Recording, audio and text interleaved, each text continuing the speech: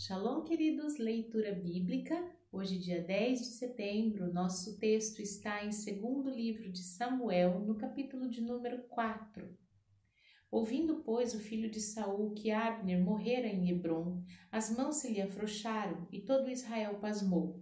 Tinha o filho de Saul 2 homens capitães de tropa, e era o nome de um Baaná e o nome do outro Recabe, filhos de Rimom, o Beerotita, filhos de Benjamim, porque todo Beerote se reputava de Benjamim. E tinha fugido os Beerotitas para Gitaim, e ali tem peregrinado até o dia de hoje. Jonatas, filho de Saul, tinha um filho aleijado de ambos os pés. Era da idade de 5 anos quando as novas de Saul e Jonatas vieram de Jezreel, e a sua ama o tomou e fugiu. E sucedeu que, apressando-se ela a fugir, ele caiu e ficou coxo. O seu nome era Mefibosete. E foram os filhos de Rimom, o Beerotita, Recabe e Baaná, e entraram em casa de Isbosete, no maior calor do dia, estando ele então deitado a dormir ao meio-dia. E ali entraram até o meio da casa, como que vindo tomar trigo, e o feriram na quinta costela. E Recabe e Baaná, seu irmão, escaparam, porque entraram em sua casa, estando ele na cama deitado na recâmara, e o feriram e o mataram, e lhe cortaram a cabeça. E tomando a sua cabeça, andaram toda a noite caminhando pela planície, e trouxeram a cabeça de Isbosete a Davi em Hebrom, e disseram ao rei: Eis aqui a cabeça de Isbosete, filho de Saul, teu inimigo, que te procurava a morte. Assim, Yahvé vingou hoje ao rei, meu senhor, de Saul e de sua semente.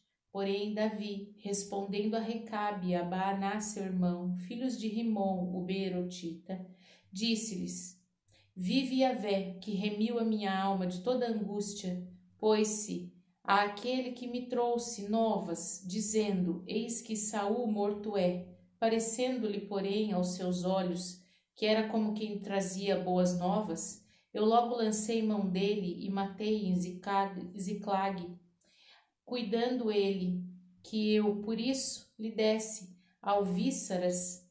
Quanto mais a ímpios homens, que mataram um homem justo em sua casa sobre a sua cama.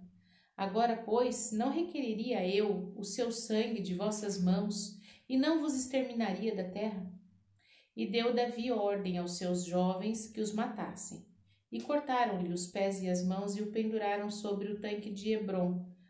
Tomaram, porém, a cabeça de Isbosete e sepultaram na sepultura de Abner em Hebrom. Capítulo de número 5.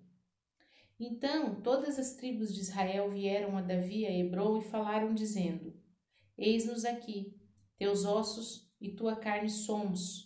Também dantes, tendo Saul ainda rei sobre nós, eras tu que os saías e entravas com Israel. Também Yahvé te disse: Tu apacentarás o meu povo de Israel e tu serás chefe sobre Israel. Assim, pois, todos os anciãos de Israel vieram ao rei, a Hebrom, e o rei Davi fez com eles aliança em Hebrom perante Yahvé e ungiram Davi a rei sobre Israel. Da idade de 30 anos era Davi quando começou a reinar. 40 anos reinou. Em Hebrom reinou sobre Judá 7 anos e 6 meses, e em Jerusalém reinou 33 anos sobre todo o Israel e Judá. E partiu o rei com seus homens para Jerusalém, contra os jebuseus que habitavam naquela terra, e que falaram a Davi, dizendo: Não entrarás aqui, a menos que lance fora os cegos e os coxos, querendo dizer: Não entrará Davi aqui. Porém Davi tomou a fortaleza de Sião, esta é a cidade de Davi, porque Davi disse naquele dia: Qualquer que ferir os jebuseus e chegar ao canal e aos coxos e aos cegos, que a alma de Davi aborrece, será cabeça e capitão. Por isso se diz: Nem cego nem coxo entrará nesta casa. Assim habitou Davi na fortaleza e lhe chamou de cidade de Davi. E Davi foi edificando em redor, desde Milo até dentro. E Davi se ia cada vez mais aumentando e crescendo, porque Yahvé, Deus dos exércitos, era com ele. E Irão, rei de Tiro, enviou mensageiros a Davi e madeira de cedro, carpinteiros, pedreiros, que edificaram a Davi uma casa. E entendeu Davi que Yahvé o confirmava rei sobre Israel e que exaltara o seu reino por amor de seu povo. Tomou Davi mais concubinas e mais mulheres de Jerusalém, depois que viera de Hebrom, e nasceram a Davi mais filhos e mais filhas. Estes são os nomes dos que lhe nasceram em Jerusalém: Samua, e Sobabe, e Natã, e Salomão, e Ibar, e Elisua, e Nefeg, e Jafia, e Elisama, e Eliada, e Elifelete. Ouvindo, pois, os filisteus que haviam ungido Davi rei sobre Israel, todos os filisteus subiram em busca de Davi. O que ouvindo Davi desceu à fortaleza, e os filisteus vieram e se estenderam pelos vales dos Refaíns. E Davi consultou a Yahvé, dizendo: Subirei contra os filisteus? Entregar-mos-ás nas minhas mãos? E disse Yahvé a Davi: Sobe, porque certamente entregarei os filisteus nas tuas mãos. Então veio Davi a Baal-Perazim e feriu-os ali Davi. E disse: Rompeu Yahvé a meus inimigos diante de mim, como quem rompe águas. Por isso chamou o nome daquele lugar Baal-Perazim. E deixaram ali os seus ídolos, e Davi e os seus homens os tomaram. E os filisteus tornaram a subir e a se estenderem pelo vale dos Refaíns. Davi consultou Yahvé, o qual disse: Não subirás, mas rodeia por detrás deles e virás a eles por defronte das amoreiras. E há de ser que, ouvindo tu um estrondo de marcha pelas copas das amoreiras, então te apressarás, porque Yahvé saiu então diante de ti a ferir o arraial dos filisteus.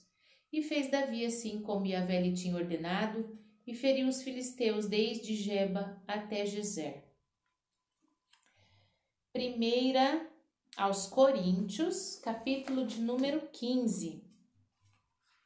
Também vos notifico, irmãos, o evangelho que já vos tenho anunciado, o qual também recebeste e no qual também permaneceis, pelo qual também sois salvos, se o retiverdes, tal como vô-lo tenho anunciado, se não é que crestes em vão. Porque primeiramente vos entreguei o que também recebi, que Cristo morreu por nossos pecados, segundo as Escrituras, e que foi sepultado e que ressuscitou ao terceiro dia, segundo as Escrituras, que foi visto por Cefas e depois pelos 12. Depois foi visto uma vez mais por mais de 500 irmãos, dos quais vive ainda a maior parte, mas alguns já dormem também. Depois foi visto por Tiago, depois por todos os apóstolos, e por derradeiro de todos, me apareceu também a mim como a um abortivo. Porque eu sou o homem menor dos apóstolos, e não sou digno de ser chamado apóstolo, pois que persegui a igreja de Deus. Mas pela graça de Deus sou o que sou, e que a sua graça para comigo não foi vã. Antes, trabalhei muito mais do que todos eles. Todavia, não eu, mas a graça de Deus que está comigo. Então, ou seja eu, ou sejam eles, assim pregamos e assim haveis crido. Ora, se se prega que Cristo ressuscitou dos mortos, como dizem alguns dentre vós que não há ressurreição de mortos? E se não há ressurreição de mortos, também Cristo não ressuscitou. E se Cristo não ressuscitou, logo é vã a nossa pregação e também é vã a nossa fé. Assim somos também considerados como falsas testemunhas de Deus, pois testificamos de Deus que ressuscitou a Cristo, ao qual, porém, não ressuscitou, se na verdade os mortos não ressuscitam. Porque se os mortos não ressuscitam, também Cristo não ressuscitou. E se Cristo não ressuscitou, é vã a vossa fé, e ainda permaneceis nos vossos pecados? Também os que dormiram em Cristo estão perdidos. E se esperamos em Cristo só nesta vida, somos os mais miseráveis de todos os homens. Mas agora, Cristo ressuscitou dos mortos e foi feito as primícias dos que dormem, porque assim como a morte veio por um homem, também a ressurreição dos mortos veio por um homem. Porque assim como todos morrem em Adão, assim também todos serão vivificados em Cristo, mas cada um por sua ordem. Cristo, as primícias, depois os que são de Cristo na sua vinda. Depois virá o fim, quando tiver entregado o reino a Deus, ao Pai, e quando houver aniquilado todo império, toda potestade, toda força, porque convém que reine até que haja posto todos os inimigos debaixo de seus pés. Ora, o último inimigo que há de ser aniquilado é a morte, porque todas as coisas sujeitou debaixo de seus pés. Mas quando diz que todas as coisas lhe estão sujeitas, claro que está que se excetua aquele que sujeitou todas as coisas. E quando todas as coisas lhe estiverem sujeitas, então também o mesmo Filho se sujeitará àquele que todas as coisas lhe sujeitou, para que Deus seja tudo em todos. De outra maneira, que farão os que batizam pelos mortos, se absolutamente os mortos não ressuscitam? Por que se batizam eles então pelos mortos? Por que estamos nós também a toda hora em perigo? Eu protesto que cada dia morro, gloriando-me em vós, irmãos, por Cristo Jesus, nosso Senhor. Se como homem combati em Éfeso contra as bestas, que me aproveitaria isso se os mortos não ressuscitam? Comamos e bebamos, que amanhã morreremos. Não vos enganeis, as más conversações corrompem os bons costumes. Vigiai justamente e não pequeis, porque alguns ainda não têm o conhecimento de Deus, digo para vergonha vossa. Mas alguém dirá: como ressuscitarão os mortos? E com que corpo virão? Insensato, o que tu semeias não é vivificado, se primeiro não morrer. E quando semeias, não semeias o corpo que há de nascer, mas o simples grão, como de trigo ou de qualquer outra semente. Mas Deus dá-lhe corpo como quer, e a cada semente o seu próprio corpo. Nem toda a carne é a mesma carne, mas uma é a carne dos homens, e outra a carne dos animais, e outra dos peixes, e outra das aves. Há corpos celestes e há corpos terrestres, mas uma é a glória dos celestes e outra a dos terrestres. Uma é a glória do sol, outra é a glória da lua, outra a glória das estrelas, porque uma estrela difere em glória de outra estrela. Assim também a ressurreição dos mortos. Semeia-se o corpo em corrupção e ressuscitará em incorrupção. Semeia-se em ignomínia e ressuscitará em glória. Semeia-se fraqueza e ressuscitará com vigor. Semeia-se corpo animal e ressuscitará corpo espiritual. Se há corpo animal, também há corpo espiritual. Assim também está escrito: o primeiro homem, Adão, foi feito alma vivente, o último Adão em espírito vivificante. Mas não é o primeiro espiritual, senão animal, depois o espiritual. O primeiro homem da terra é terreno, o segundo homem, o Senhor, é do céu. Qual o terreno, tais são também os terrenos, e qual o celestial, tais são também os celestiais. E assim como trouxemos a imagem do terreno, assim traremos também a imagem do celestial. E agora digo isto, irmãos, que carne e sangue não podem herdar o reino de Deus, nem a corrupção herda a incorrupção. Eis aqui vos digo um mistério. Na verdade, nem todos dormiremos, mas todos seremos transformados, num momento, num abrir e fechar de olhos, ante a última trombeta, porque a trombeta soará, e os mortos ressuscitarão incorruptíveis, e nós seremos transformados. Porque convém que isto que é corruptível se revista da incorruptibilidade, e que isto que é mortal se revista da imortalidade. E quando isto que é corruptível se revestir da incorruptibilidade, e isto que é mortal se revestir da imortalidade, então cumprir-se-á a palavra que está escrita: tragada foi a morte na vitória. Onde está, ó morte, o teu aguilhão? Onde está, ó inferno, a tua vitória? Ora, o aguilhão da morte é o pecado, e a força do pecado é a lei. Mas graças a Deus, que nos dá a vitória por nosso Senhor Jesus Cristo. Portanto, meus amados irmãos, sede firmes e constantes, sempre abundantes na obra do Senhor, sabendo que o vosso trabalho não é vão no Senhor. Ezequiel, capítulo de número 13. Veio a mim a palavra de Yahvé dizendo: Filho do homem, profetiza contra os profetas de Israel, que são profetizadores, e dize aos que só profetizam o que vê o seu coração. Ouvi a palavra de Yahvé, assim diz o Senhor Jeová. Ai dos profetas loucos que seguem o seu próprio espírito e coisas que não viram. Os teus profetas, ó Israel, são como raposas nos desertos. Não subistes às brechas, nem reparastes a fenda da casa de Israel, para estardes na peleja no dia de Yahvé. Vêm vaidade e adivinhação mentirosa os que dizem: Yahvé disse, quando Yahvé não os enviou. E fazem que se espere o cumprimento de palavra.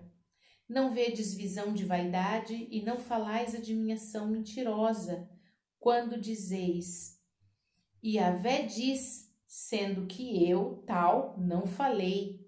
Portanto, assim diz o Senhor Jeová: como falais vaidade e vedes mentira, portanto, eis que eu sou contra vós, diz o Senhor Jeová. E a minha mão será contra os profetas que veem vaidade e que admiram mentiras. Na congregação do meu povo não estarão, nem no registro da casa de Israel se escreverão, nem entrarão na terra de Israel. E sabereis que eu sou o Senhor Jeová. Visto que andam enganando o meu povo, dizendo paz, não havendo paz, e um edifica a parede de lodo, e o outro a reboca de cal não adubada, dizem aos que rebocam de cal não adubada que ela cairá. Haverá uma grande pancada de chuva, e vós, ó pedras grandes de Saraiva, caireis, e um vento tempestuoso a fenderá. Ora, eis que caindo a parede não vos dirão: onde está o reboco de que a rebocastes? Portanto, assim diz o Senhor Jeová: um vento impetuoso a fenderá no meu furor, e uma grande pancada de chuva haverá na minha ira, e grandes pedras de Saraiva na minha indignação para a consumir. Derribarei a parede que rebocaste de cal não adubada, e darei com ela por terra, e o seu fundamento se descobrirá. Assim cairá, perecereis no meio dela, e sabereis que eu sou Yahvé. Assim cumprirei o meu furor contra a parede e contra os que a rebocam de cal não adubada, e vos direi: a parede já não existe, nem aqueles que a rebocaram. Profetas de Israel que profetizaram de Jerusalém, e veem para ela a visão de paz, não havendo paz, diz o Senhor Jeová. E tu, ó filho do homem, dirige o teu rosto contra as filhas do teu povo que profetizam de seu coração, e profetiza contra elas e dize: assim diz o Senhor Jeová: ai das que cosem almofadas para todos os sovacos e que fazem travesseiros para a cabeça de toda estátua, para caçarem as almas. Porventura, caçareis a alma do meu povo e guardareis vivas as almas para vós? Vós me profanastes entre o meu povo, por punhados de cevada e por pedaços de pão, para matar de almas e que não haviam de morrer, e para guardardes vivas as que não haviam de viver, mentindo assim ao meu povo que escuta a mentira. Portanto, assim diz o Senhor Jeová: eis aí, vou eu contra as vossas almofadas, com que vós ali caçais as almas como aves, e as arrancarei de vossos braços, e soltarei as almas que vós caçais como aves, e rasgarei os vossos véus, e livrarei o meu povo das vossas mãos, e nunca mais estarão em vossas mãos para serem caçadas, e sabereis que eu sou Yahvé. Visto que entristeceste o coração do justo com falsidade, não o havendo eu entristecido, e forçaste as mãos dos ímpios, para que não se desviassem do seu mau caminho e vivesse. Portanto, não vereis mais a vaidade, nem mais fareis adivinhações. Mas livrareis o meu povo das vossas mãos, e sabereis que eu sou Yahvé. Amém?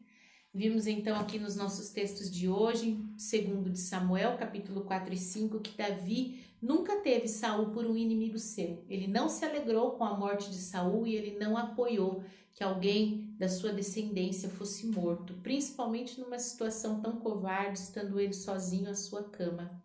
E Davi não recompensa esse tipo de desonra porque ele permaneceu em todo o tempo honrando a unção que estava sobre um rei escolhido.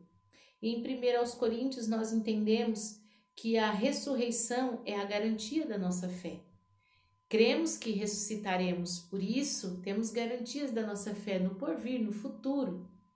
Se a ressurreição fosse uma mentira, a nossa fé também estaria invalidada.